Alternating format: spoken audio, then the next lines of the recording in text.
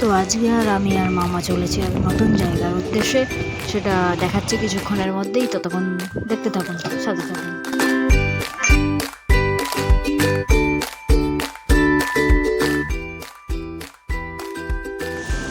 আজকে আমরা একটা জিনিসের সন্ধান করে নিয়েছি। আমরা মেঘে পৌঁছে গেছি। মেঘে আসলে এটা ফেনা ওখান দিয়ে যেটা তৈরি হচ্ছে কে জানে। ওই দূর থেকে হোয়াইট হোয়াইট লাগছিল, তার জন্য এখানে আসা। সামনে একটা মন্দির, কে জানে কি কীভাবে এত ফেনা তৈরি হচ্ছে। লোকেশন এটা। মামু এখানে যে পোজ দিতে শুরু করে দিয়েছে।